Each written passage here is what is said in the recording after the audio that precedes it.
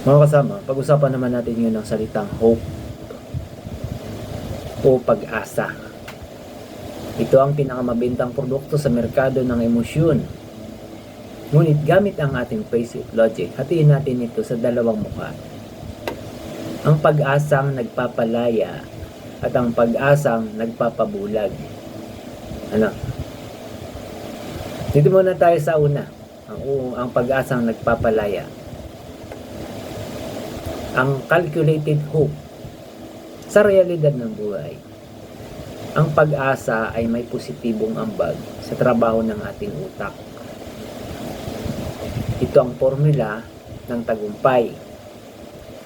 Calculated input, no?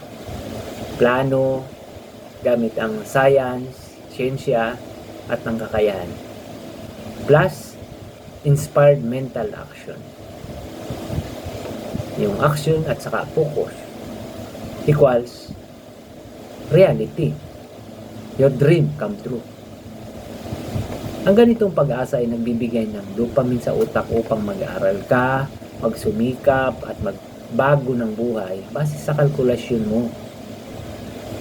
Ngunit tingnan niyo ang ikalawang mukha ng hope.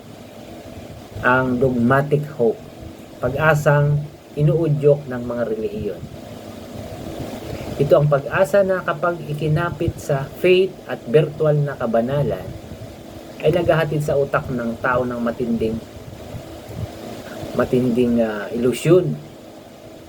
Ito ang walang katapusang pag-aasam na may kaakibat na hindi alintanang pagdurusa.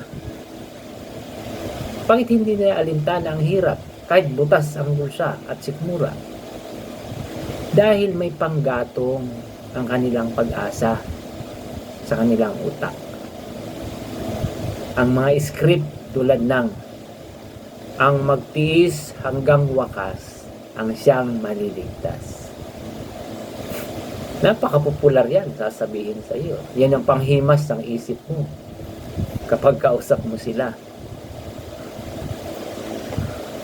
Ginagawang romantiko ang kahirapan.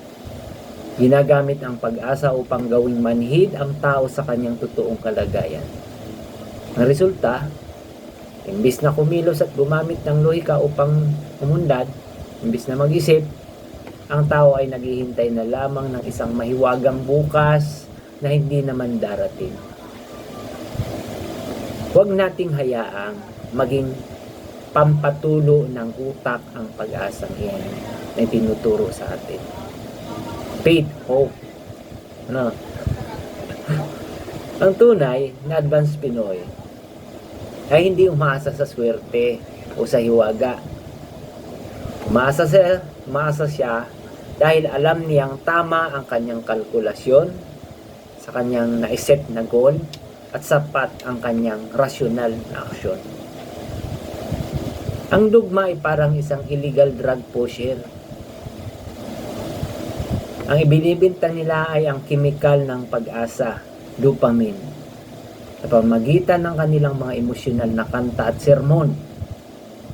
Kapag ang tao ay nahay na sa ganitong gawain sa loob ng kongregasyon, sa dogmatikong pag-asa, hindi na niya mararamdaman ang gutom at hirap ng kanyang realidad. Pansamantala niyang nakakalimutan yun. Naaaliw siya sa mga masigabong paliwanag. Ang basic logic ay narito upang gisingin ka sa pagkakahirang na iyan. Huwag mong iasa ang iyong bukas sa isang script na nag-uutos na ang iyong pagtitiis at pagdurusa. Hanggang sa muli, power of the brain be with you always.